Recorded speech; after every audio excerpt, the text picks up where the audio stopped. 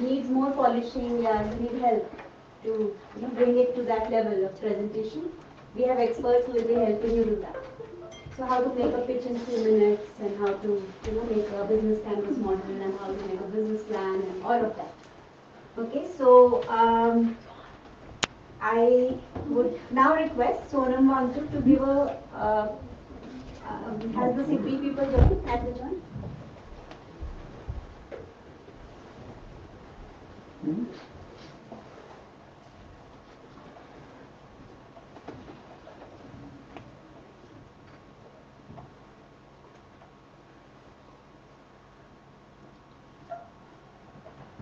Okay, so while we get set up, so at HIAL we are launching an incubation fund which has been supported by Small Industrial Development Bank of India, which is SIDBI.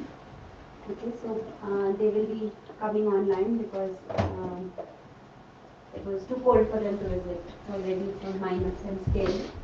But I think they are taking time to join, and till then I'll ask you if you have any questions to start with. About registration, about the 3 days, everybody's here? Just towards the end, like the funding, so is it, are there different ways of doing it, or is it on equity, or is it just like a grant? No, there are different ways. It could be grant, it could be debt, it could be equity. It depends. That I'll cover in my session. What are the various possibilities? So it all depends on the stage in which your idea is. So we were very strict this time because this is the first time we were doing it. So we only selected those who had an idea and had executed some of it. But in March we'll have another where those who have new ideas for you. And if you're using this, then you can also do it in an idea stage.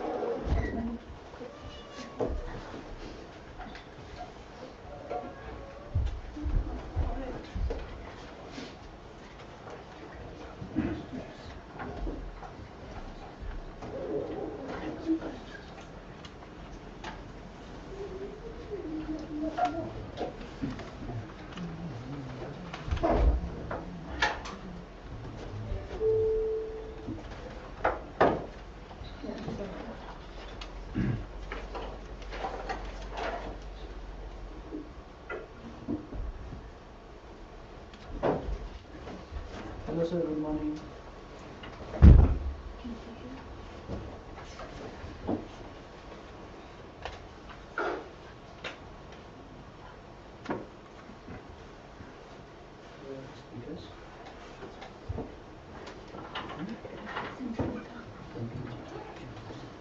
Hello, good morning. Good morning sir.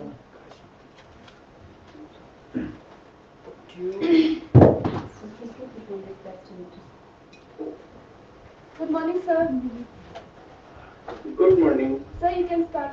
Like, we can start. Okay, okay. Thank you. Thank you. So, good morning, everyone. Good morning.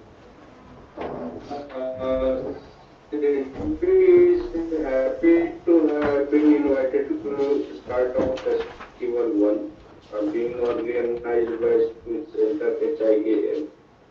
We hope that this will prove to be a strong statement of intent by HIAL in its mission to ignite the spirit of entrepreneurship, research, and innovation for the sustainable development of society and environment in the mountainous region. Am I audible? If I am audible? Yes, sir. Yes sir. Am I audible? Yes, sir. sir, your. Yeah. So this thanks. So this event is being held at a time the global economy is going through a process of journey. The shocks of COVID-19, war in Ukraine, and the current financial market turmoil has created a cloud of doubt for world economy. But we assure you that at micro level, the opportunities keep holding their support to disruptive and scalable ideas that startups are bringing in. World pay a huge domestic demand, especially in rural internet. India is poised to keep growing in next few years and achieve its goal to become a US $5 trillion economy. I'm sure the innovative business ideas shall be the engine of this work. If I talk about the journey of SIDBI, we have been one of the foremost front of MSMEs and now startups.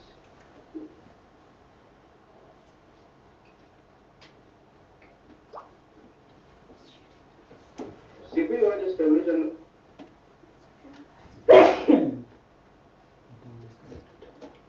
and financing of MSME sector and coordination of such activity. Over last 3 decades, SIDBI has taken several important steps to support building up of its ecosystem. It also supported this ecosystem out of its own balance sheet for a very, very long time. And some of the important steps, if I talk about, then in early 90s, this capital and VC ecosystem in the innovative enterprises and startups were nearly non-existent in this country. SIDBI has supported setting up of rural venture capital funds set up by state level institutions. SIDBI has also started supporting incubation centers, and IIT Kanpur has emerged as one of the leading and vibrant technology incubators in this country. SIDBI has also set up its own equity AMC, which is called SIDBI Venture Capital Limited, which has had several contracts in fund since its inception. It was among the first to set up an IT dedicated fund in 1999, which supported successful startups. And when the world was focusing on IT and infrastructure, SIDBI went on to set up SME growth fund focused on manufacturing in 2004. So in similar vein, in early 2000s, SIDBI started providing institutional purpose support to all India VC funds for their investments in MSME linkage. Thereafter, it was nominated to operate MSME Risk Capital Fund and also the India Aspiration Fund, which were mandated to invest in MSMEs. SIDBI supported funds have made investments to the tune of nearly 2,000 crore rupees directly from its balance sheet through this. SIDBI is also managing a 310 crore rupees Aspire Fund of Ministry of MSME, which focuses on agro and rural enterprises, which were formally launched in October 2016 by Honorable Minister of MSME. This scheme is going on, and apart from this, SIDBI is also managing rupees 1,000 crore UP startup fund of government of Uttar Pradesh. However, the most important of them is fund of funds scheme of government of India. And putting in the SIDBI's long experience and track record, government nominated SIDBI to manage the government's fund of fund for startup scheme of rupees 10,000 crore. This scheme was emanated from Startup India Action Plan, which was launched by Honorable Prime Minister in January 2016. The fund is sector agnostic. It can invest in any sector, and as per the guidelines, alternate investment funds to which SIDBI invests through this fund are to invest double the times of contribution made under FFS in startups. And the startup should be as per definition of government of India. The fund has been a game changer, and it has achieved two major objectives. It has encouraged creation of pool of domestic risk capital that was scarce and dependent on foreign funds, and it has also helped maturing of new alternative investment funds, resulting in growth of fund management capabilities. So far, we have made commitments of more than 700,000 crore rupees, and through this, the funds have grown more than 12,000 crore rupees, and the total investment by these funds has been more than 50,000 crore. So if I solve SIDBI's story, a long-term vision coupled with sustained initiatives, long gestation investments has supported the entire journey of CD creation and growth of startup ecosystem, which is delivering heartening outcomes. But this was about SIDBI. Some of other new initiatives, if I talk about which government of India has taken for the development of startup in this country. So one of them is credit guarantee scheme for startups. Recently, the Department of Promotion and Industry and Internal Trade, which is called DPIIT, Ministry of Commerce and Industry, has notified the credit guarantee scheme for startups. This scheme would help providing collateral-free debt funding to startups. The scheme has been approved for the purpose of providing credit guarantees to the loans extended by lender institutions to finance eligible borrowers being startup. How you were able to hear? Yes. Yes, sir. We are able to hear you. Thank you.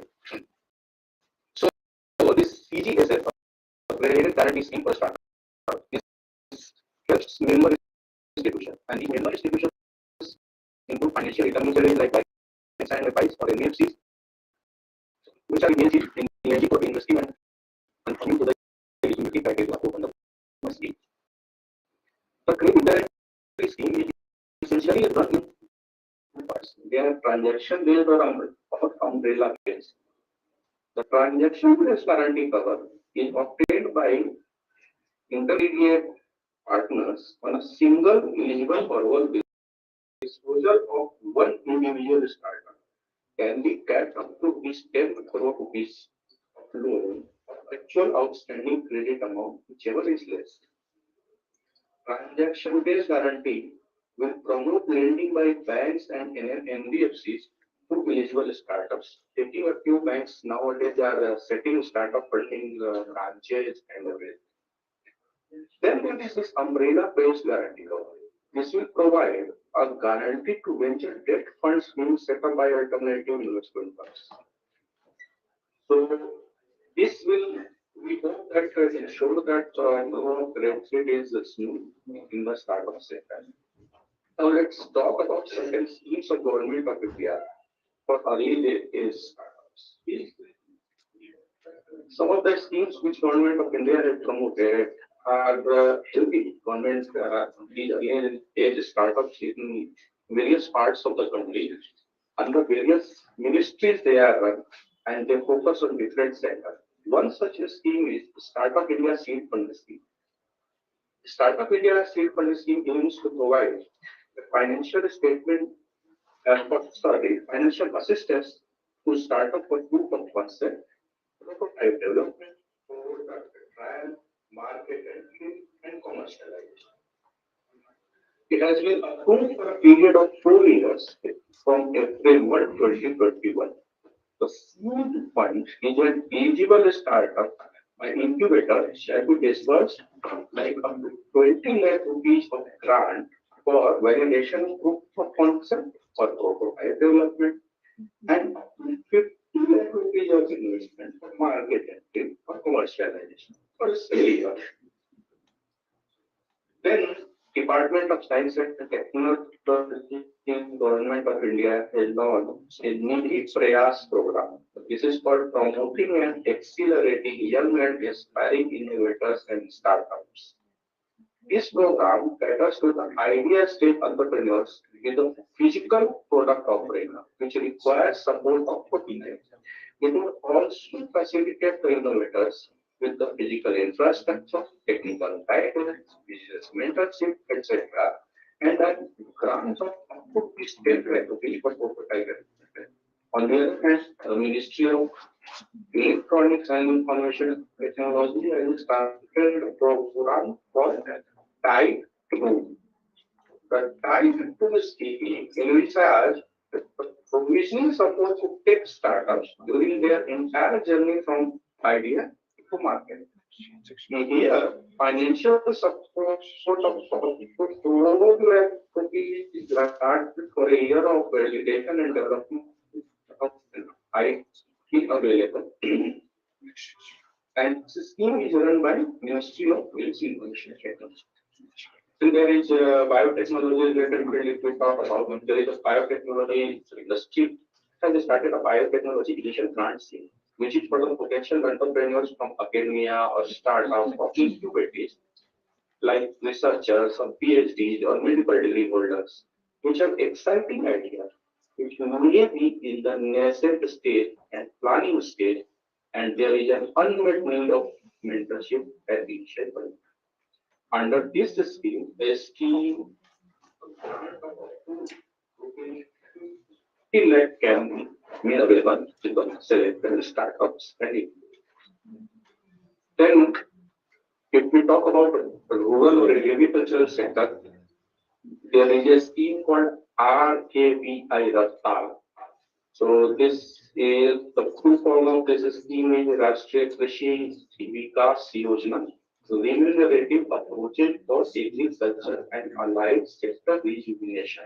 RKVI Raftar. It is a scheme of Ministry of Agriculture, and it is aimed at strengthening infrastructure in agriculture and allied sector by building agripreneurship and agribusiness ecosystem in the country. This scheme is for strengthening of existing agribusinesses and setting up new ones. Seed stage funding will be available for this. So these are some of the schemes of government of India in the startup sector. We consider entrepreneurship is a state of mind, entrepreneurship is a state of courage. It is a challenge to self against convention of security and consistency. This shall always be an inherent characteristic of entrepreneurship. A successful startup is always that one which excites customers and creates willingness in them to pay. However, please consider that entrepreneurship is also an aspiration to be successful, to make a mark, to leave an indelible imprint, and change the world. The startups are the vehicle, SIDBI and Government of India are sure that will bring this change. And of course, we are willing to support them with heart, mind, and soul, or whatever it takes. With these, I conclude my remarks. Thank you for kind listening. Thank you. Thank you, sir.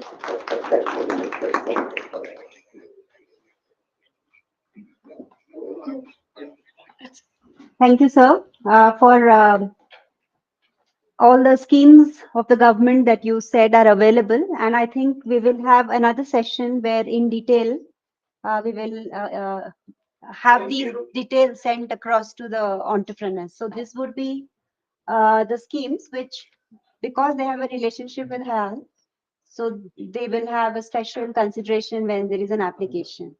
So we will also ask them to, at some point, give a detailed, like a session of all the schemes available and so on. So today it was just to tell you that there is close to 50,000 crore and more that Indian government under the startup scheme has made it for the startups. So it is available out there. So how we access it and all, that's what we will be working towards. Okay, now I think to set the context, we should have the need for entrepreneurship in Ladakh. A session by Sonam Wangchuk and what are the sectors that can be explored and how it is the need of the hour. We'll have that session. And sir, you are welcome to stay, but if there is you have office, you are also welcome to watch it later. We'll have the recordings as well. Thank you. Sir.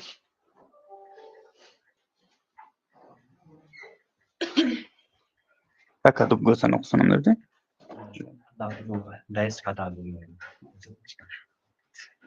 Ben okusun okusun. Projector light on.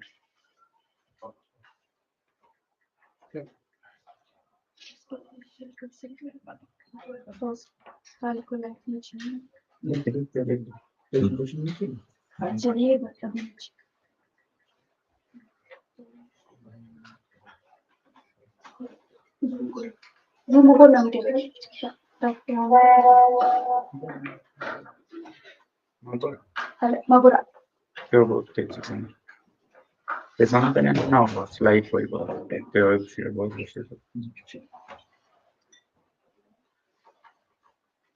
Okay, July, everyone. Good morning, and yeah, just in case there are people who watch from outside Ladakh, I'll speak in English because most of us here will understand English. So welcome to this workshop and event, and I thank SIDBI for supporting the spirit of enterprise in Ladakh. And it will be about this spirit of enterprise that I'll share a little bit of Ladakh's journey. Ladakh is one of the most difficult places, and with difficulties start this spirit of enterprise. So I'll take you through a little journey of generally Ladakh, not just today, but since times immemorial, to my personal journey in enterprise or social entrepreneurship, um, to some very recent examples of solving problems in a place like Ladakh. In any case, first of all, I would like to say that entrepreneurship is not about business. Entrepreneurship is not about money. Entrepreneurship is not about income. These are all byproducts that also come when an entrepreneurship is working. But entrepreneurship is about impact. Entrepreneurship is about solving problems. And when you solve problems, people support you, people patronize you, and you get rich. But that's a byproduct. So it need not be about income, but it must be about some impact, some solution to real felt problems of the people. And best of enterprises are the ones that do that. There are others who just do it for their own income or business, or even sometimes invent the problems that they will solve. These may click for a short duration, but the ones that go for generations and the ones that change the world are the ones that solve real problems. So taking you on that journey, I'll first pay a tribute to the spirit of enterprise, not just of today. In our generation, we think we are very good entrepreneurs, but I think for thousands of years, for people to even venture out in these mountains was a great spirit of enterprise. The mountains that any scientist, if assigned to assess Ladakh, would declare as uninhabitable, inhospitable, and to live there and more than live there is an entrepreneurship of its own. So I'll just take you through a few images of tribute to our ancestors, and then I'll share my own story. But as you know, Ladakh, top north of our nation, and beyond the Himalayas. Many people think it is in the Himalayas, but actually Himalayas are lush and green. Nature has been generous, like in Kashmir or Shimla. We are across where not even monsoon clouds make it across, and therefore we are said to be in the rain shadow of the Himalayas. Nature actually, or God, has truly left us high and dry, as this word goes. So if you open your windows, we who live here do not realize, but for anybody from any universities of the world, if you describe what Ladakh is, it is actually, declared uninhabitable. You open your window and it's more like Mars or Moon than Earth. We can change the slides? Yes. But as many of you in Ladakh would know, this looks a little not Ladakh, very close. It is actually a picture of Mars. which you would realize is not so different from when I open my windows from my house there, which is this. Very little difference, except for these signs of human activity. This wouldn't be uh, so different. Few clouds and few signs of human activity. But then you can see that on this planet Earth, we come as close as possible to outer space. To be precise, we are 11,500 feet closer to outer space than uh, the surface of planet Earth, uh, right where we are. And like the characteristics of outer space, you can see the temperature swings. What makes it different in Ladakh and what defies what the scientists would declare Ladakh to be an inhospitable desert is these little oases of life in these mountains. And that is what I'm very proud of our ancestors who ventured into these otherwise, not possible zone, armed with some very ingenuous, very clever ideas. These heights are such that for most of the year, it's too cold to produce anything. Summers would be only 3 or 4 months. Back then, definitely. Now, with climate change, maybe a little longer. But in 3 or 4 months of plus temperatures and rest of the year, 8 or 7 months of negative temperatures, you couldn't grow anything. And therefore, life was considered not even possible here. But still, our ancestors made it green and beautiful.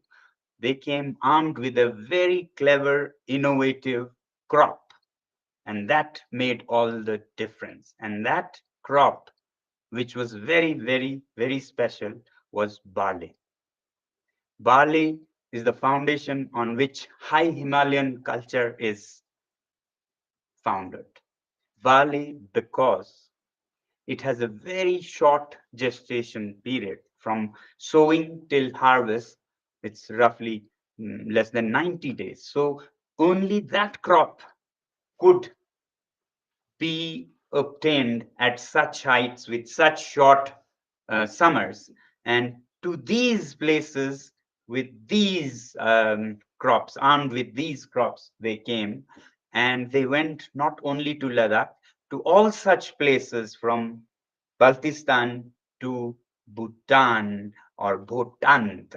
Bhotant is the end of the Tibetan civilization. So Baltistan would be the biggest beginning to the end, Arunachal or Bhutan.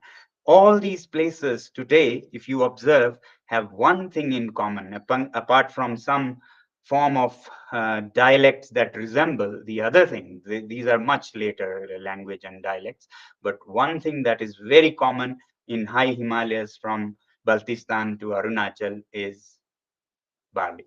These are called Sampa eaters. So not because few Sampa eaters went to these places and therefore we share this culture, but because only those who ate Sampa could survive in these mountains, and therefore we find this is what is the common. It has to be this because nothing else would have helped them survive. And even that barley is not easy to cultivate. You don't have monsoon like rains or abundant water. So our ancestors were clever enough to not wait or curse the skies, but do what was possible. And they banked on, very interestingly, fossilized water. Water from hundreds, if not thousands of years ago, which is called glaciers, by the way, from those mountains, which trickle down in the spring and summer, and they would make canals, carving rocks to take this water onto dry patches of sand. and virtually make it like an island of greenery, growing from barley to at lower heights, wheat and peas and potatoes and alpine vegetables of all kinds, and apricots, apples, peaches, plums, pears, grapes, poplars, willows, a rich culture of vegetation, all made possible because of this spirit of enterprise. So we need to salute this spirit of enterprise of our ancestors before thinking we are great innovators and problem solvers. Yes, challenges we still have. Ladakh is actually a capital of challenges. I find it amusing when I go to Delhi or Mumbai or New York and people complain about their problems. Ladakh has all kind of problems, from floods to droughts to earthquakes to a disaster that repeats every winter, and that's the cold winters of Ladakh. Anywhere else, it would kill half the population. And we have a shortage of almost everything. Water is, of course, in short supply, but even air is in short supply, is what I say. We have only 70%. And yet, the spirit of enterprise is what has made life possible in these mountains. So, we are definitely a tiny microscopic minority, um, linguistically, ethnically, but even technologically, because as you see down here, just to run a tap becomes a circus as pipes freeze and so on, not because there are no solutions, but because for a minority like Ladakh, people just copy and paste solutions from other places, New Delhi or Mumbai. And that's what doesn't work in Ladakh. And therefore, we have to find our own solutions using our own imagination. And that's what HIAL is about. And that's what enterprise in the high Himalayas is about. Contextual solutions to peculiar problems of the mountains. And that's how we can contribute to people while perhaps making some profits for ourselves. As I said earlier, profits or income is a byproduct.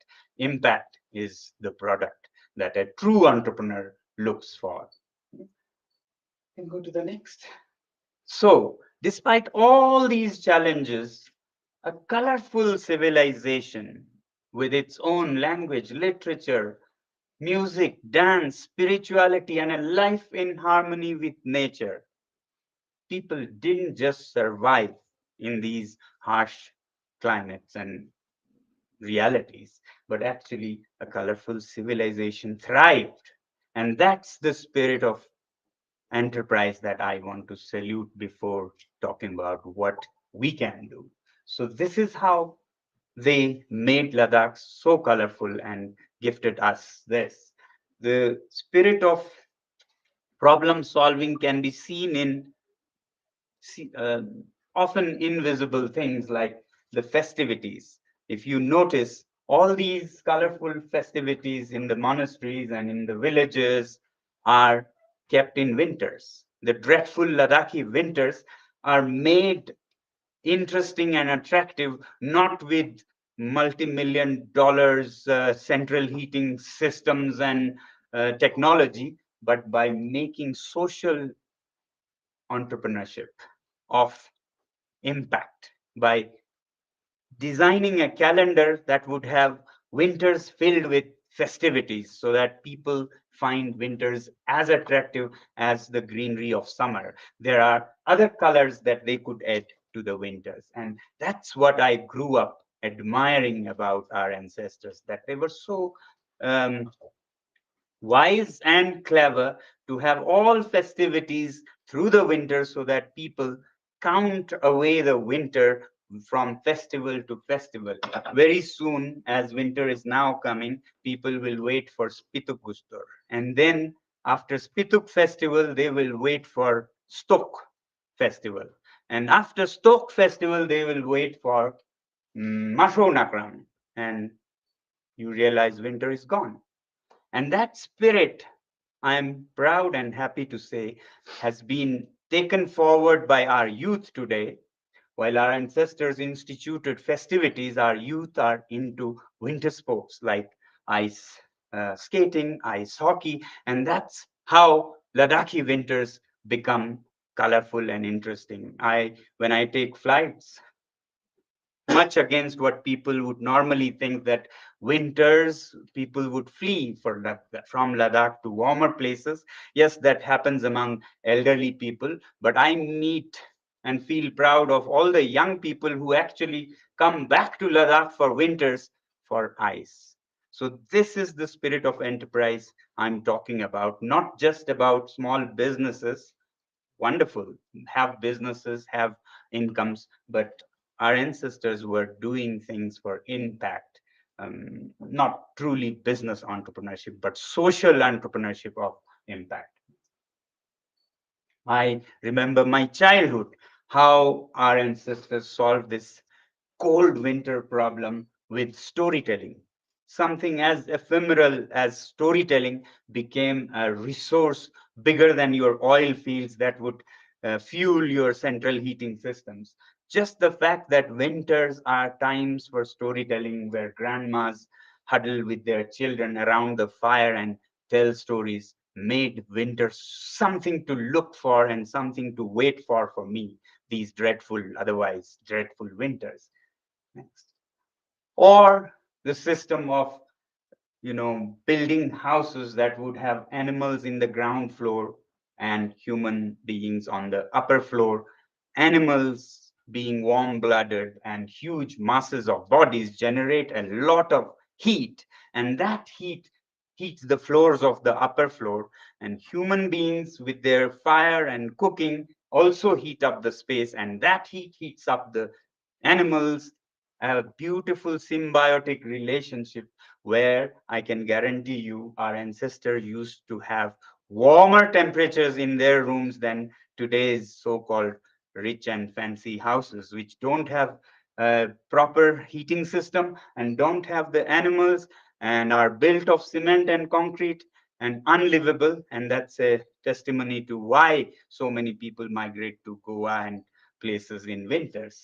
They lived a warmer life, I would say. So this kind of spirit of enterprise, not truly businesses, if they could, they would, but these were institutional, social, entrepreneurial ideas that our ancestors um, laid the foundation, and we should, yeah, salute those and understand the spirit, and then make solutions into realities. Today, it's a different system of economics. It's about giving and taking of money. So be it.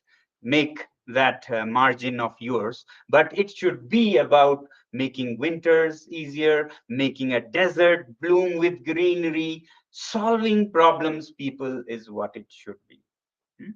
The spirit of enterprise. Now I'll share a little bit about my own journey of enterprise. Can go to next. Yes. This is today's situation in Ladakh. We think of our ancestors as a primitive, um, backward people, but with the modernization, a lot of things didn't fit well with the realities of Ladakh. And therefore, in the 80s and 90s, what I saw in Ladakh was an educational disaster, a fourth or fifth kind of disaster, after naming all the disasters from flood and earthquakes to the annual recurring disaster of winters. This was another annual recurring disaster, the disaster of examinations, where 95% of the students used to fail. I used to be very moved by this, because I could not accept that you could have such large failures in any system. Yeah? But people didn't think so. In those years, people would just shrug off the failure as something like a natural phenomena. You have winter, you have spring, you have summer, you have children's exams, you have failures everywhere. very few, 5% would pass. But I would always question, how could this be acceptable when 95% of the system fails? This I always felt, but then very luckily, I had a personal um, challenge in my own life, and that was after uh, doing, schooling. I won't go into the details of that, but I grew up in a tiny village without schools till 9 years of age, but then caught up quickly and did quite well. And science was my favorite subject. And in 11th grade, I fell in love with the light, mainly to do with the sun and how it could be used for making Ladakh grow vegetables in winters and so on. And I was working on lenses and mirrors from my 11th grade science and thought of doing that further. Asked people around, how do I find more of this? And an uncle of mine who was an engineer told me that mechanical engineering is where you find more about such lenses and mirrors. So my decision was made about what I wanted to study. And 1 year later, I was in the engineering college, NIT. And the first year was smooth because everybody studies the same. You don't have mechanical, civil, and so on. The second year is when you make choices. And of course, I was there to choose mechanical engineering. Over this, I had some difference with my father because he was more pragmatic and thought mechanical engineering has no scope in a place like Ladakh, so I should choose civil engineering. And one day he asked, so what are you choosing? I said, of course, mechanical engineering. Why? Because I love these lenses and mirrors. And he said, don't be childish. You have no scope for such things in a place like Ladakh. Go for civil. And I said, no, I can't even imagine. The reason I chose engineering was for these lenses and mirrors and lights. And this became a difference in an exchange, at the end of which he said, if you want to do that, you will do it yourself. Don't expect anything from me.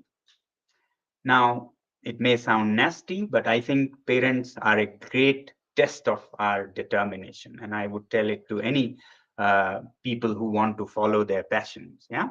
So parents would tell you, no, do that and not this. And if you are not determined, I have realized that they are not bad, but they are a good test of your determination. If you're not fully determined, you might change your thought. I could have changed to civil engineering, and that perhaps would have been better because I was not determined myself. So that's why they're a good test of your determination. But because I was very determined, I said no mechanical. He said no civil, no mechanical. At the end of this exchange, when he said, you'll do it yourself, some voice inside me stood me up and said, thank you very much. I will do it myself.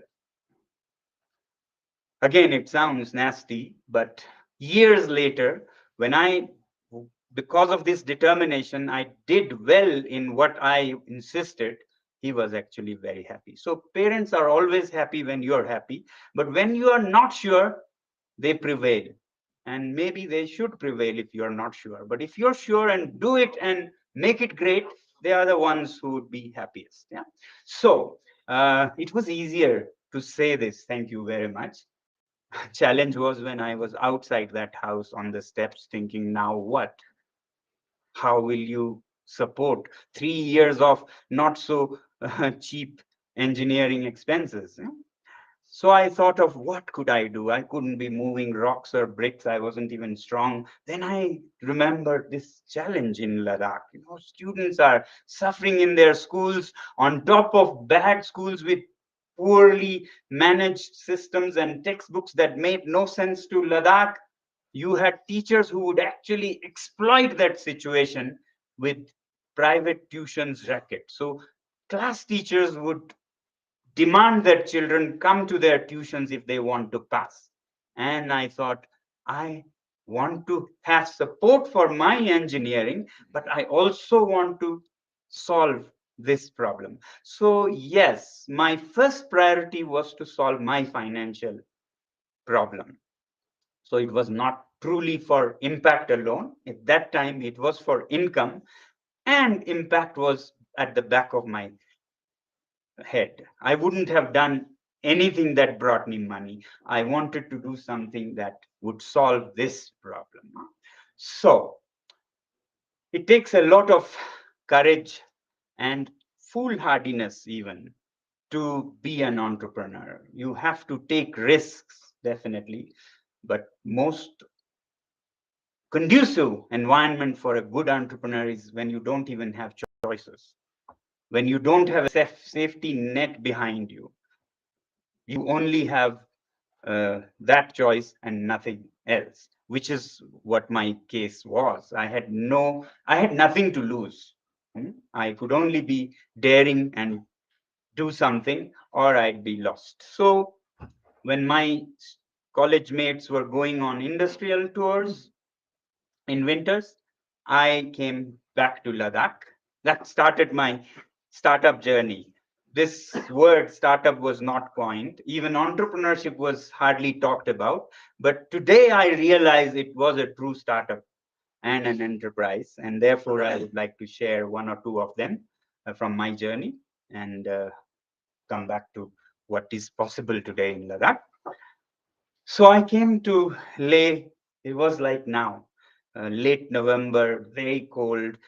Things were shutting down, and I wanted to do something that will liberate children from this system, and worse, the clutches of these teachers who would exploit them with just some uh, poorly legible carbon copied notes, and extract a lot of money for that as tuition fees.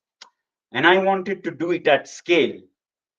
So I thought somehow, I don't know how, at that I was 19, thought of high volume, low margin to support many children. I didn't want to teach 5 children and get a lot of money and support my engineering. I wanted to support tens, if not hundreds.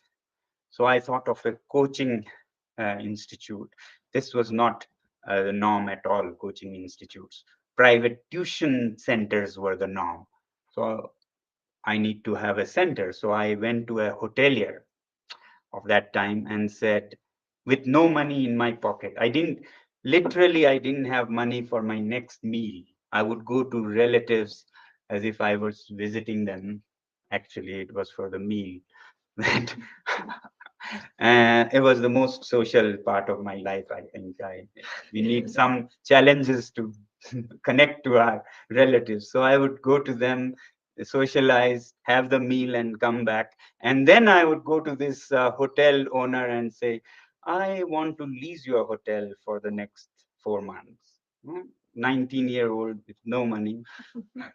Of course, I thought he would kick me out and you would think, but strangely, he said, oh, yeah, you could actually, because my business is now shut for the winter. If you can use it properly, and if we agree to this deal for the sum of money, you can take it. So I took that hotel on lease. The hotel was called Mentokling. It was big back then. Today, it is a small restaurant complex. And then I employed some stenographers and leased a cyclostyle printing machine, few type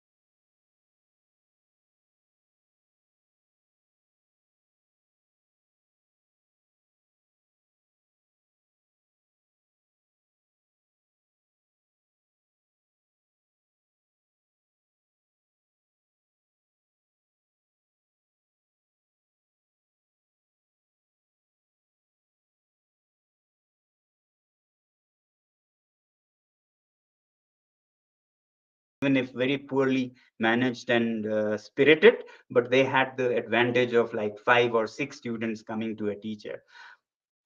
And I could turn it into a great opportunity, this challenge. So I devised this system that I still believe is the best, and I try and use it wherever possible. In a class where there were 30 students, I would look at, for a particular subject, the 5 who are the best, who grasp my lectures best. And then I would look at the 5 who were the poorest in that subject. Of course, they were different in different subjects. And then after my normal session, I would have a special session where the best 5 would be put together with the weakest 5 and let magic happen. And truly, magic would happen. And you can expect the poorest 5 had all the time, unlike with the teacher, uh, in very fearless, very informal, friendly system, although I was friendly also, but they had even more support from peers. And as you can imagine, the poorest 5 became very good, but the impact that I did not expect was that the strong 5 became stars with total authority, mastery over subject. Because when you help somebody, when you teach somebody, is when you truly learn something. That was my learning. So the weakest became good, the good became stars, and the biggest beneficiary of all was me. I became not only even more with mastery over the subjects, but rich by then. In 1.5 months, with this practice, which attracted even more students, I had earned, by today's standards, some 5 lakh rupees. Yeah, in 1.5 months for a 19-year-old, and that was enough for the whole 3 years of my engineering, not just that year. My aim was just that year's expenses to raise from these efforts, all 3 years. So the first earning I offered to my mother as a kind of offering of my first income. The rest I had so much that from the next year, I started teaching free of cost, because income is not the top priority, impact is. So once my income was met, I didn't want to charge. But I'll share with you another human nature. From next year, when I made it free, students would sometimes come, sometimes not come even. So free does not always work, even when you want to support, was something I learned. Anyway, so this was my first, you could say, startup, which I carried on for the next 2 years. Didn't go as vibrantly as the first year when I charged money, although it was 5 times less than the normal tuition center prices. I earned enough for all the 3 years. Now, by the third year, all my needs were met. But what I wanted to share also was this one winter in Ladakh changed my life completely. Two things happened which changed the course of my life, because it was not about the money, it was about the problem I was trying to solve.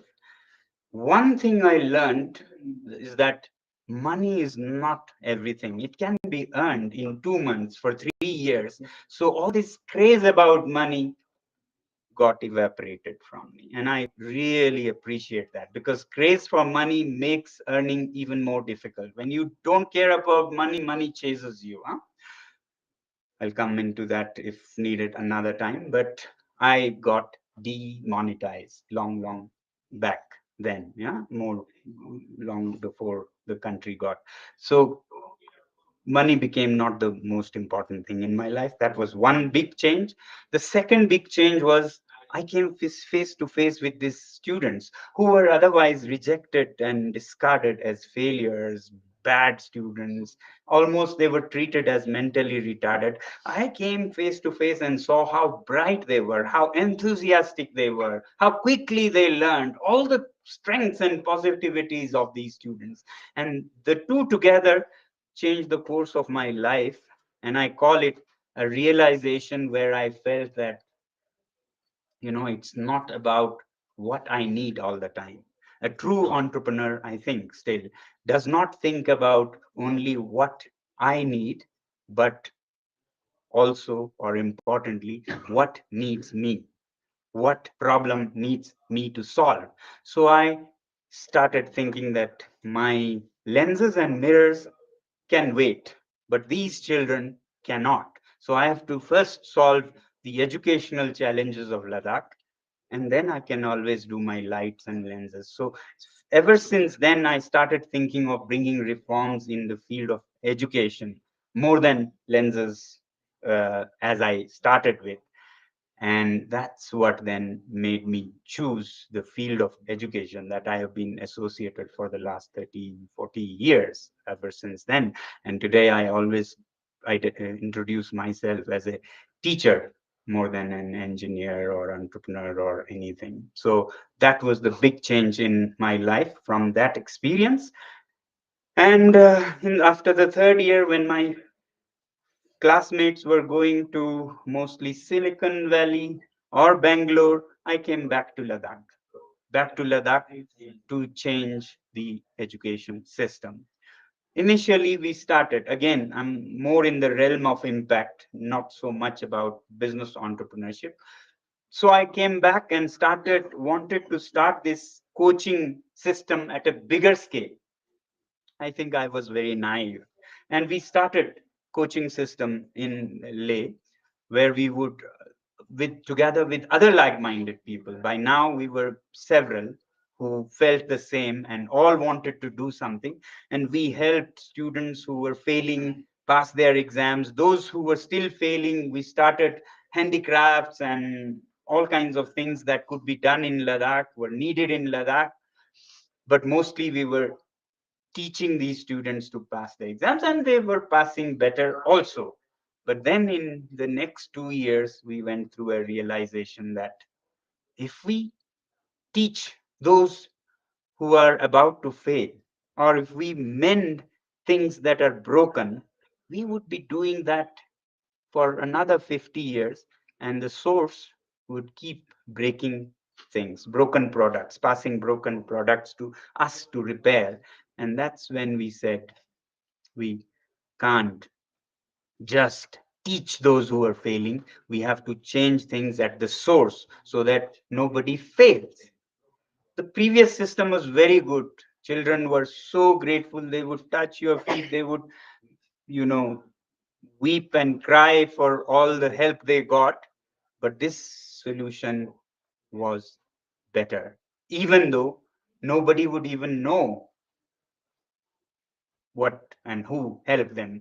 If you change the system in the villages where children start failing and make it good, then they won't fail at 10th grade. And you wouldn't have to do the charity of helping them through tuitions and so on. So we stopped the tuition thing and wanted to start village primary schools. But to do all these things, again, to do all these things, we needed money. Hmm? Even to do totally social supportive system like these handicrafts training for students, etc., you need some money. And I'll share with you one such incident, again, one such story of enterprise from maybe 40 years ago in my journey. So after coming from my engineering, together with several of us who were very passionate to solve this problem, to change schools, to help children, we needed some funds to bring that change. And funds, we didn't want to go to government or any rich people. We want to test ourselves whether we were committed enough or not. And we started seeing how do we raise the funds. Funds were an important thing, but we again wanted to solve a big problem rather than just make funds through lotteries or donation campaigns, etc. And what we saw back then was the problem of tourism. Tourism was picking up very big. This was 1989, 90s, early 90s. And because of rampant mass tourism, culture was affected, environment was affected, and we saw the need to educate the tourists. There was nothing to educate the tourists. They behaved in whatever ways they did. At the same time, we needed funds to start an educational movement. So we saw how to put the two together, solve this problem and also make money. Therefore, we brainstormed for some time and said we should have something where all the tourists come and we can educate them about how to behave, how not to behave, and how to be a positive impact on Ladakh. At the same time, make money out of it so that we can fuel the school education movement. And for that, we conceived and started up a cultural program, because tourists, being tourists, are interested in understanding and seeing Ladakh more. So we said we have such a treasure of music and dances from Ladakh, which could be presented beautifully. And yes, another problem was that these dances and songs were being presented, but in a very undignified way. Very respected artists would run from hotel to hotel to perform for handful of fat rich Europeans, and that was not at all respectful of the art they represented. So we said we'll set up one place where all the best of artists of Ladakh would bring the best of performances from Ladakh, and all the tourists would come there. We could, while presenting the culture and music of Ladakh, educate them, and we could charge them a fee. Okay, idea was good, everybody liked, but then even to start that, we needed funds, capital. So again, with some courage and some foolhardiness, we said we estimated what it would take. So by today's standards, I would say we needed to raise 40 lakh rupees to start this venue, which would have the ambience of Ladakhi festivals, and then present these music and dances to tourists who would be attracted, come and pay for it. Now, 40 lakh, how to raise? We again didn't have money for the next meal, because by that time my money was all over. All the colleagues I had were all doing it against the wishes of their parents. Their parents would always say, what are you doing, not taking a job and going with these silly people changing things? You better take a job. So they were already under pressure to take up jobs and earn money. So the least we could do is ask them for money. So we didn't have any money. So we said, how about tapping people who have money in the banks and they are not earning much from the interest? So we could go and ask them for investment. We had no background in business or entrepreneurship, or startup culture wasn't there like you have today. So these were all uncharted territories. And we said we'll raise it from people who have spare money sitting in the banks. Okay? We went for one round of asking people we thought had money. And of course, these were 21-year-olds and 22-year-olds saying, we'll give you back more interest than the banks give. And this is an enterprise which will change things in Ladakh, blah, blah. And nobody was interested. They couldn't trust these 21-year-olds. So we came back and said, now, how do we cross or neutralize this lack of faith in 21-year-olds? So we said we'll raise the interest levels and make it so attractive that the risk-taking ones of them will come. So we said we'll pay you 50% interest or dividend, annual dividend, and give it back in the shortest time possible with 50% per annum interest. Now that worked, and we had 40 lakh rupees by today's standards.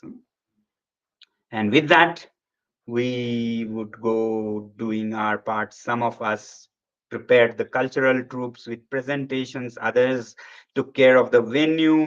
I went to Delhi, I remember, in the heat of June, and would run from street to street to get the carpets, get this, get that. And we wanted it to be world class, high quality. So we got brochures printed, we got this printed story to go with the presentations, because it would be in Ladakhi. So they get the synopsis in very highly, curated form.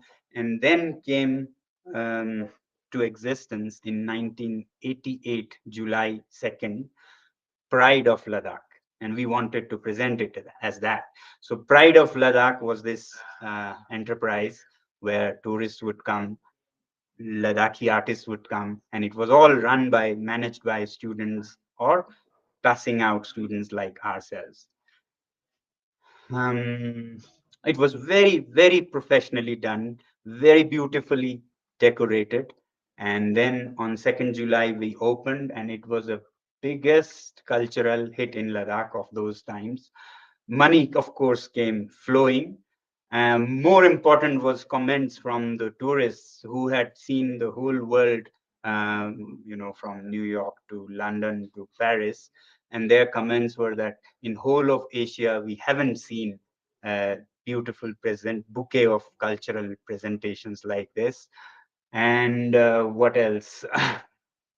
Yes, very soon we saw the opportunity that when they all gather at one place, tourists who want services, and we have the opportunity of 100 tourists gathered. Scales were smaller back then, tourism was not as big as today. 100 tourists gathered, we could sell tours, we could sell handicrafts. So very soon we crafted another product around Ladakh with students. Yeah? At that time it was very unecological and not even friendly for tourists, because they each had to take a taxi. It's maybe still true. Each had to take a taxi, and guides were very expensive. So public transport was not existent. So we clubbed few taxis under this Pride of Ladakh, 4 taxis, roofless, safari type, and it was called Around Ladakh with Students. So aggregation was the concept of today, I think. One platform where 14 individuals would group together in this system, and we would enrich them, the value that we would provide. We would take them to homes and provide hot Ladakhi meals for lunch, and then take them to the temples, monasteries, with very good interpreters who were cultural interpreters, more than just monastery guides. The time was such that guiding meant, this is Avalokiteshvara, this is Yama, and so on, and nothing about understanding the place. So this was one place where they would all get shared transport, shared guide, hot meals in families, and so on. It became a big hit. So that was a big need of the tourists that was satisfied. Not finding anything about Ladakh, its history, its culture, its music, dance was a big problem among tourists. They found here that solution. Now, students who were failing um, could make so many things themselves. So we started a market around the pavilion. We started a market, small market of handicrafts, Ladakhi dresses, Ladakhi handicrafts, and so on. That started doing well. So all of these picked up very well and became a booming uh, business enterprise also, while solving all these problems. And then the next year, we went to the same lenders with similar proposal, but the dividend that we would pay was not 50%, it was 25%. So with the faith built up, credibility built up, we brought the interest down, and still we had a queue of people who wanted to give us their money. Yeah? So that's how you raise funds for your enterprise. Next year, we made it even bigger with this money from summer enterprise. raised enough funds for winter coaching of Ladakhi students in passing, and those who had failed, we would train them in wood carving to making beautiful, tailoring beautiful bags, to making candles, and so on. A whole industry was running. And then I won't go into the details, but it was going to kick off huge. But then a big social um, unrest started. That was 1989 when Ladakh Hill Council movement started, with 3 people dying in the city of Leh and curfew everywhere. So this business came to a standstill, and we had a lot of debt actually on our heads. So we had a question of closing this whole thing or changing it to a different thing. Now, during the cultural programs, many rich people would come to us and say, "You're doing such a good work for culture and education and environment. Can we donate? Can we support?" And we would say, "Thank you very much for the spirit, but we are testing ourselves. We are raising our own funds and we are fine for now. If we need, we'll approach you." Yeah. So you have to be honestly self dignified to work yourself and uh, take it forward, not with your father's or uncle's money or some charitable rich man's money. You have to put yourself through the hot and cold. So we had said no thanks to them. But now, when everything was closing, we again brainstormed, should we just close it? But that would be ego. Just because you can't raise the money because of these social issues, you close it for all the children of Ladakh. So we said maybe we should now uh, go to those who were offering to support and keep the work continued, even if not the enterprise way, the entrepreneurship way. And that's when SECMOL became an NGO, I would say. So it didn't start as an NGO. I could only retrospectively think, like 3, 4 years ago, that it was truly a social entrepreneurship. It was not a charitable society, welfare society, or an NGO even. It was truly a social entrepreneurship or a social startup that became quite big. Then, because of the issues, we had to become an NGO, and donors were happy to support. So that was never a problem. And then we started the SECMO school for those who were failing, where the students could apply their learnings to practical problems. So all these things like solar passive houses started there, artificial glaciers, ice stupas started there, which then came to a point where a school couldn't handle. These solutions should reach the masses, and a school can't do justice. So an alternative university was conceived, where you happen to be now. So that's another social startup or social entrepreneurship, which I'm sure Gitanjali will share with you in details. Just to conclude, I think we are out of time, right? Hmm? Um, I wanted to bring the social and the solution part of entrepreneurship into you. There'll be many who will tell you about how to make the business succeed, how to ensure income and bottom line and all that. But I just wanted to underline that you have to be a solution to real challenges of the people. And if you provide that, they'll bless you with their patronage, and yours will be a biggest business that you can think of, only if you start with empathy for people's problems. When a business is backed by the power of empathy, of actually wanting to solve problems, with or without profit, profits are a byproduct. It's there, good. If not, you're still ready to solve the problems. Chances are that you will be the richest, biggest business entrepreneurship also. Although I personally think that there's no pressure, no race that we have to be multi-billion-dollar company or multinational company. All these are all, figments of our own imagination. We will still be eating only 3 meals a day, wearing only 4 or 5 pairs of clothes a day. So it doesn't matter you have $1 trillion or just enough to lead a good life, like Kabir said, no? Sai इतना दीजिए जामे कुटुम समाए, मैं भी भूखा ना रहूं, साधु ना भूखे जाए. इतना दीजिए कि जिसमें मेरा परिवार सुखी रहे, मैं खुद भूखा ना रहूं, और मेरे घर जो आए बड़े बुजुर्ग साधु वो भी भूखा ना जाए. आखिर में तो आप उतना ही खाएंगे, उतना ही पहनेंगे. तो ये $1 ट्रिलियन है तो अच्छा है अगर किसी काम में उसे लगाते हैं तो, नहीं तो आप एक कैदी, एक गुलाम, एक स्लेव बन जाए. शुक्रिया.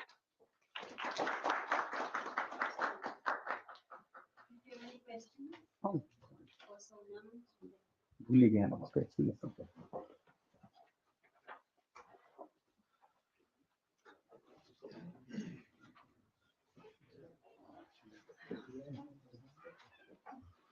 Yeah. Jule, Kamala, Diva, Sinatiya, Radaksana, Hindi na, English na, Kinadi.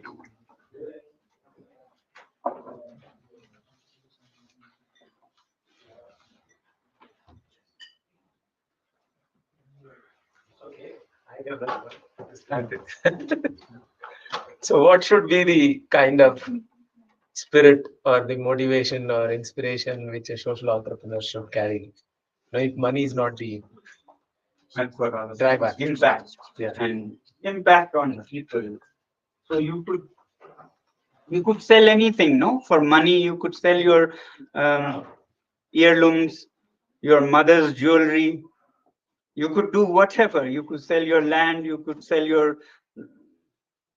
Is that? That is not the point. It is to be, a problem solver. If you're not a problem solver, you're not a respectable entrepreneur. You may be a business entrepreneur, is what I feel.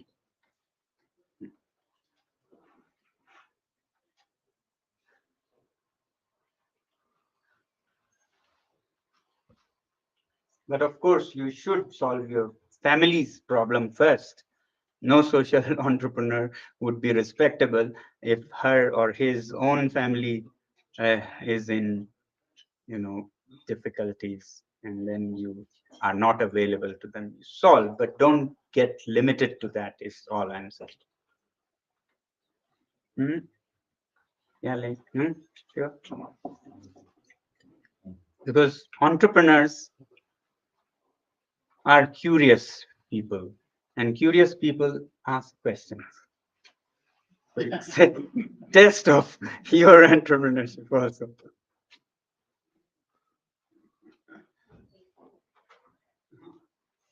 So thank you so much for that very, very, I thought it was very inspiring.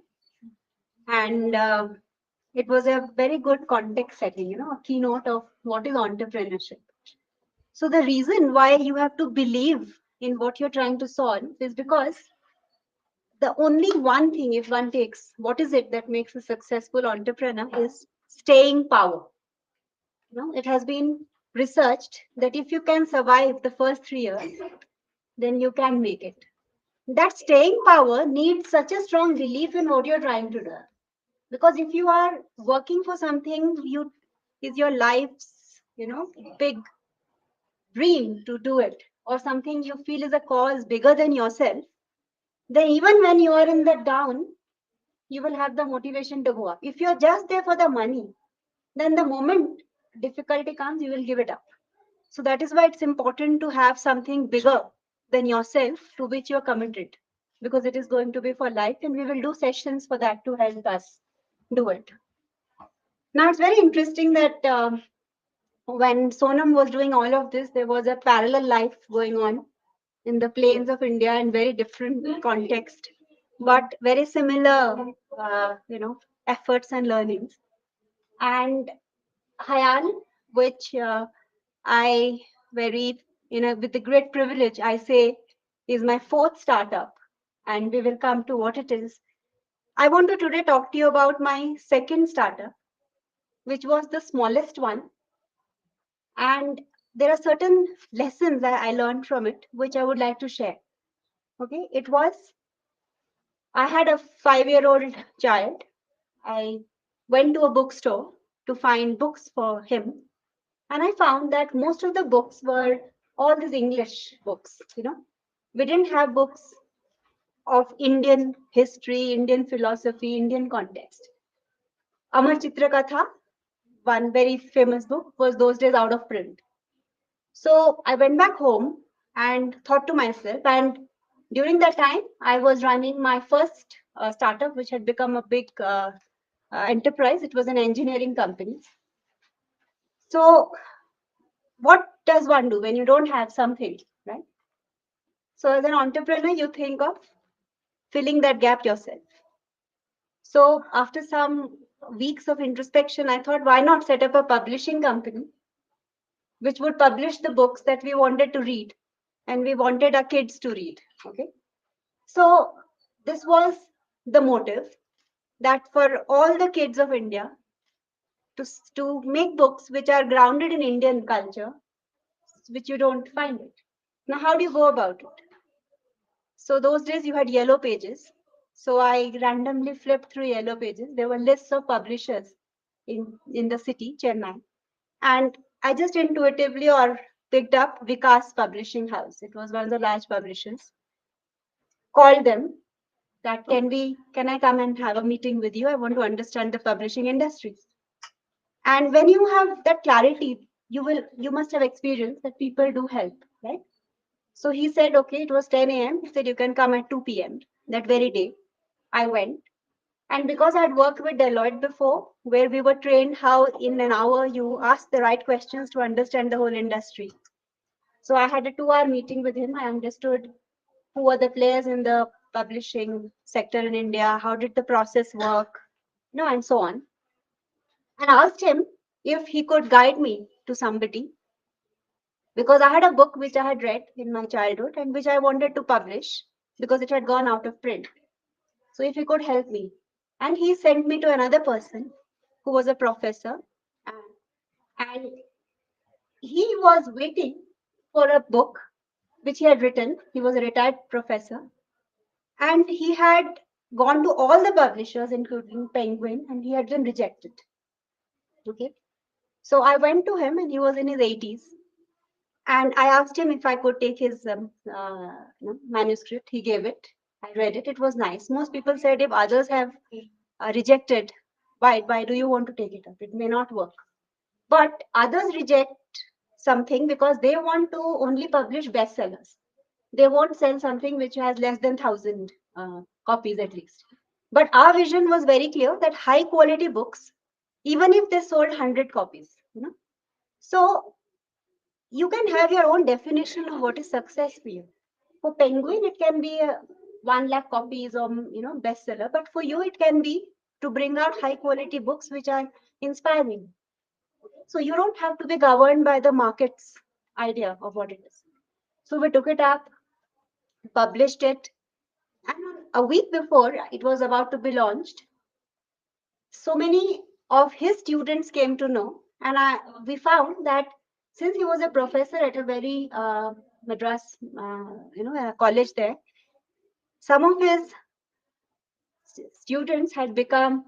Prakash Karat was one of them, the Communist Party of India leader. The Mr. Kurian, who was the owner of MRF Tires, was his student.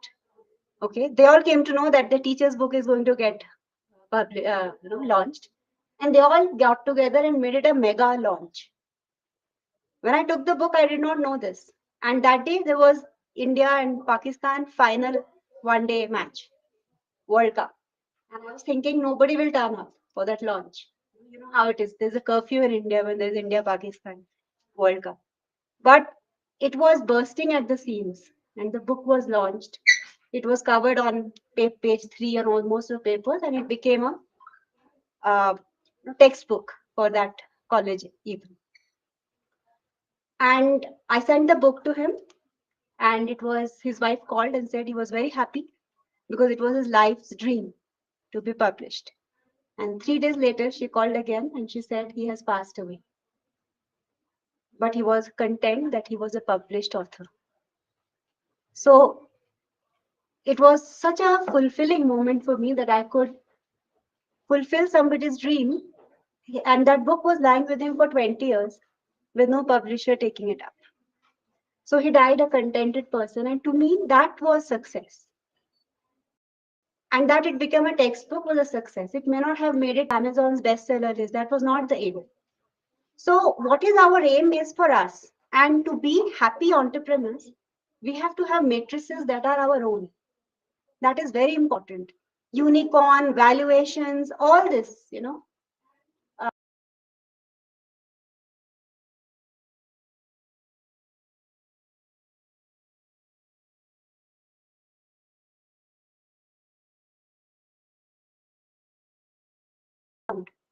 it is just some notional money. And they are burning money, You can have a very small, sustainable business that actually makes profit on the ground and which is more fulfilling than to get into this valuation game. Also in Ladakh, I think the ecosystem is such that we have the carrying capacity is not very high. Like we cannot hope that, let's say, if we have a tourism company, it will not be good for the environment if we try to get, lots of people to be in that game. So taking the context into account, what will work here, having our own definition of success, not be guided by the world's definition of success. These are first the values that an entrepreneur starts with. And the milestones of your journey can be your own. This is the top point I want to tell you. Okay. Nobody else can define what is success for you. The only thing is you should be sustainable financially. Your business should make money enough that you should first run your family. Secondly, you should have every year something that you put back into the business and help and make it grow. That's all that is important. How much and in how many years, that is not, we are not in any race with anybody. And it is the only way to be an entrepreneur without any stress is to have our own, matrices of success. Okay, so having said that, given that story, I'm not going to other stories which became large businesses. But this is important for me because as an entrepreneur, it is important to know that success is not numbers. It is the fulfillment you get in having made a difference to even one life. And believe me, please, and Sonam, what you were saying, you keep making a difference to one life and it will have cumulative effect that it will become a huge success also. Okay. So HIAL, and why we are doing this is that enterprise, is the highest human emotion is enterprise. Okay. As Sonam said, enterprise is that there is something you're creating out of nothing. Okay. And that something that you're creating is helping somebody live a better life. So much so that he is willing to part money to get your service or product. That's what definition is enterprise. Human innovation and creativity that does something to better the world and in the process monetizes it to get the money back. Okay. And it is the highest human this thing because it brings together innovation, creativity, resilience, courage, ability, when you fail. Stands in here, he is an ice hockey player. It's very much, who makes it to the end is somebody who, despite having been again and up and does it. Of enterprise. It is very spirit in sports, spirit of adventure, and so on. Okay. So what is the problem that HIAL is trying to solve? Is that it is this, which is our land, which you find here. And if you go to any university in the world, I can assure you, you will not find such a site. Okay. Which has not a drop of water and not a blade of grass. So enterprise or entrepreneurial spirit to me is that in this place, can we create something, which is green and which is having water and which is a thriving community of youth that are solving the problems of the context. So this could be another enterprise that one does, right? Now, whether it is commercial, not for profit, social, it is not because it depends on what stage of your life you are, right? In the young age, it is important to make enough money because you have livelihood, your family, you're going to have children. So it is not important whether it is commercial or social or this thing, as long as it is solving a problem and it is doing it in a way, as Sonam said, which makes an impact and which is, in our case, also regenerative and sustainable. Next. So we had in Ladakh this problem that higher education was not equipping the youth for solving social problems. And one of the reasons of setting up this incubation center is after the students finish their education and other youth to have a space where they can take their ideas forward. Okay? You can do it quickly on.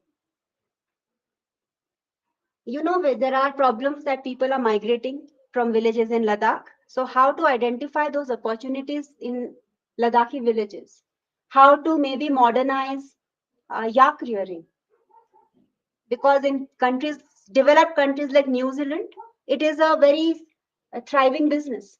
Agriculture, how to modernize it, how to make it aspirational and glamorous, okay? And how to prototype something, come up with a solution and scale it up. And this we try to do in these 9 areas. You can do it quickly. So these are the 9 schools that HIAL is setting up. But in addition to this, there is a private limited company that it has, Sejion. Because if a university is teaching entrepreneurship, it should itself be entrepreneurial, right? And that is why we don't charge students professional fees. Because HIAL, through its innovations, should set up enterprises that make money and then the students get energy, education for free. You can. Okay, next. So this has been the journey so far. And we started in 2017. You can go quickly. Okay, and this was still about last year, where we are building now close to 1 lakh square feet of space. We have set up this incubation center. We want to look at the youth who are having interesting business ideas, taking it forward. Yeah, next.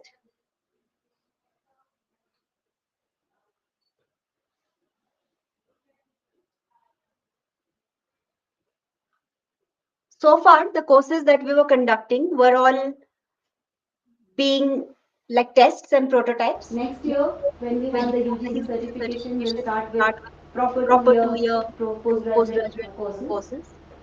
And so far, we have convocated 66 students, and we're setting up this incubation center with a 1 crore corpus from SIDBI, which would be taken to a 10 crore corpus.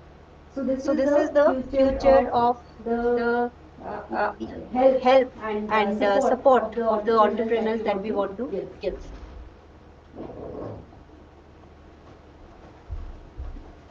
So these are some of the research and innovations that HIAL has done, right from passive solar building techniques to valley cleaning to water management, village rehabilitation, and the all these I will not go into the details of each of it, but the work that has been done here has been recognized nationally and internationally.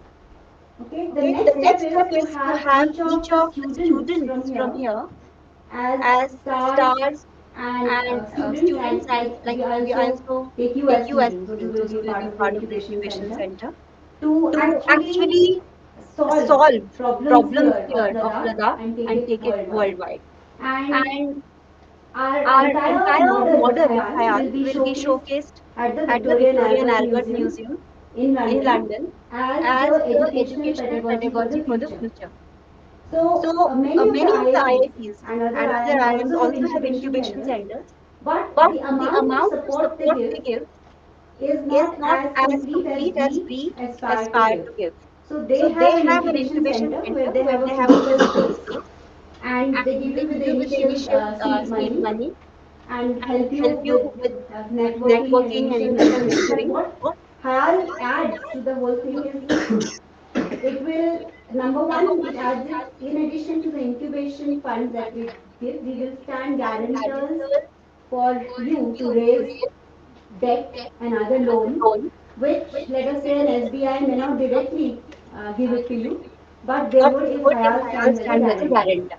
So we will So we help will help you you go to the go to the next next stage of stage of angel angel funding and all funding of and all that of that by helping by being by the being the guarantor. That guarantor. is That number is one. number one. Number two Number is two by is by being being your your customers customers in in whatever whatever you you do, do because we because we have have 9 nine schools schools starting from starting from tourism tourism and so to to energy to so energy to on. so So on. So HIAL will HIAL will become become the the first first customer customer also where you also where can you can test your test products. products. Okay, so Okay, this so is this the is two the two additional additional things things that we that would we do, would do, which which um, uh, goes goes beyond what beyond other what other incubators do. incubators So it do. So will it be will a be entity in entity in between an between an incubation incubator center and an angel fund as and well. an angel fund as well. Okay, and And this this we do we by do by walking the walking the talk talk ourselves. ourselves. So this So this particular particular building, for building, for instance, which instance, we have which we have researched, researched, is is now now being being sold sold as as a a solution to the solution to the Indian Indian Army. Army. And this And this year year we we had had a a order book order of book close of to close to 7 7 CR, CR, where we where we sold sold 20 20 buildings to the buildings to the army army and and solved the solved the problem of problem of the the officers and officers and soldiers soldiers living in living those in those forward forward locations. locations. So So HIAL HIAL does does this this entrepreneurship entrepreneurship development by development by walking the walking talk the talk ourselves. ourselves. That is the That is other the other difference difference between between us us and and other other institutions, institutions because they because they still still depend on depend on student student fees fees to to run run their their institutes. Here institutes. we Here we generate our generate our own own through these through these enterprises. enterprises. Okay, Okay, because because you you cannot cannot teach teach entrepreneurship entrepreneurship if you are if not you're not yourself yourself doing it. doing it. Many even Many even MBA MBA schools, schools, the the teachers who are teachers who are teaching, they are teaching, they are not not entrepreneurs entrepreneurs themselves. themselves. But But here, here, the the people like people like Krishna Krishna Gopal, he's Gopal, here, he's here, who will be who will be mentoring and mentoring and teaching. He's teaching. He's himself an himself an entrepreneur. entrepreneur. Others who will Others be who will be coming and coming and speaking to speaking to you you and who will and be who will be mentoring mentoring you you all through all your through journey your journey are not just are not professors, but just, they are but they are actual actual entrepreneurs who entrepreneurs have who have worked, worked and and they will be they your will be your mentors. mentors. Okay, so Okay, these so are these the are the additional additional things that things that this this incubation incubation center center will will provide. provide. And And I I think think we will not go into these details. So these are the kind of business plans and models that you will be taught over the next 2 days to make.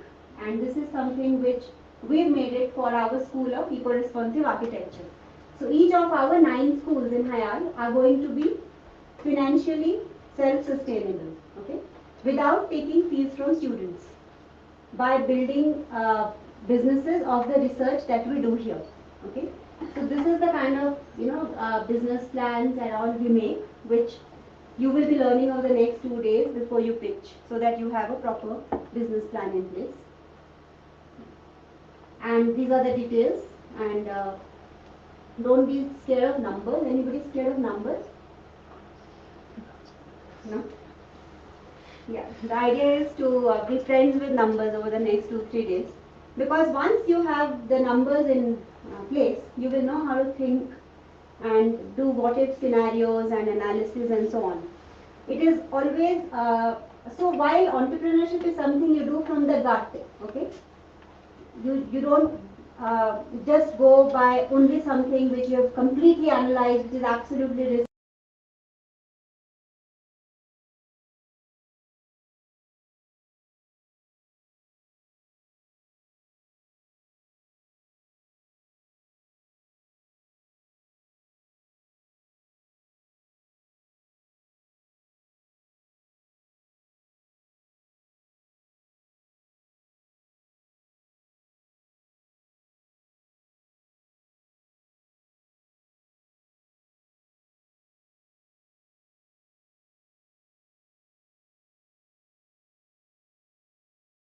all this, there will be many surprises that come your way. Because it is like a virgin forest, you have never traveled. You are just starting a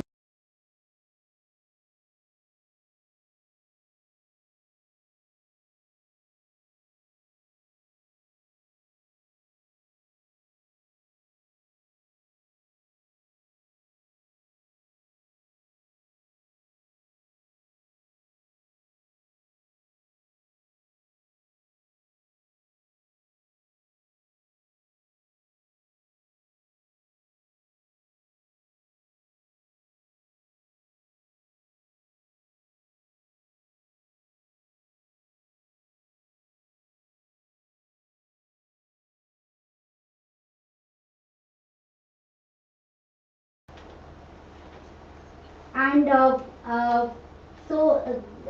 HIAL somehow, as SECMOL did not realize 25 years back that it was a social entrepreneurship, it was an NGO, it just was aligned to the spirit of the time. Similarly, when we started HIAL in 2017, we did not realize, but surprisingly, we tick 14 out of the 17 SDGs, Sustainable Development Goals. And we are completely aligned with the new policies of Samarth Bharat, Shasakt Bharat, Atmanirbhar Bharat, entrepreneurial spirit, and all of that. So entrepreneurship and self-dependence, skill building and education, and local innovation and research. These are the things we are completely aligned with, which luckily for all of us here and you who are going to be setting, is completely the central government's, focus also for the next whatever years. Yes, and finally, all these are the SDGs where we are somehow we found when we were analyzing. No, go back. That we align to all of these. And the new economic policy, education policy that has come last year also. There were a lot of inputs that from us were given, which was part of the NEP as well. But all these things which NEP talks about, that regenerative, life skills, contextual, experiential, all of this, HIAL aligns with it, of entrepreneurship, of self-development and so on. So this could be the right ecosystem when you are coming up with an idea. And being from Ladakh, I think that is why we have kept this for only people from Ladakh, because there are two things that are happening in Ladakh. Okay, one is that with all these new things coming up, there is a lot of interest in entrepreneurship, but also the new generation is forgetting the older values that Ladakh stood for, of sustainability and regenerativeness. So HIAL's incubation center will have the biggest value, and which also is the biggest generator of money in the future, is if you are following sustainable and regenerative practices. Let us say in Pangong, you decide to do something today, okay, and invest money for the next 10 years, but which is not regenerative and sustainable, then clients are becoming more and more aware, they will not avail of your services. Policymakers are becoming more and more aware, they may suddenly in 2 years come up with something, then you have to give up your infrastructure. So today it makes business sense to be sustainable and regenerative, is the point I am trying to make. Earlier it was just that you had to just tick a box. There is a concept called ESG these days, okay? Environment, sustainability and governance. So most businesses think they have to just do minimally something so that they tick the boxes. But what I am telling you as entrepreneurs is go into the spirit of these ideas, because if you are incorporating these in your business plans, then those would be the most successful businesses in future. It makes business sense today to be sustainable, to respect nature, to do things which impact in a positive way. Okay. So the final slide is, this is how we plan to grow over the next 5 years, and building this ecosystem of entrepreneurs and innovators through this incubation center is a very, very integral part of HIAL, its philosophy, and its students, staff, and the rest of youth of HIAL. We want to build a community which is a thriving community where each of you can be also networking and helping each other in your businesses, and that is the aim of setting up this center. Thank you.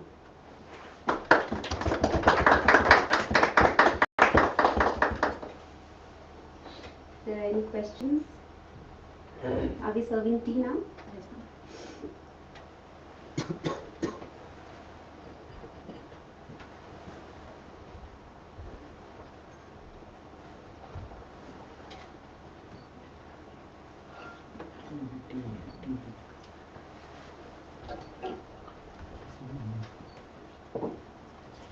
So most of these 3 days will be like a workshop model, not a lecture. These were only 2 lectures that you got. The rest of it will be more where you will be working out. So in the next session, KG would be taking you through the whole process of visualizing a business and what is the problem that you're trying to solve, to articulate it clearly, articulate what is your vision, your values, and so on. Because when these things are in place, then they serve like a lighthouse in the middle of an ocean. Because entrepreneurship is very much like a journey through the ocean. But when you have your values and this in place, they serve as the anchor. You always can refer to it. All your decisions that you make, you can refer to this. It's important to start with that. What are we here for? So that would be the next session, but we'll take a short tea break in the meantime. No question. No questions.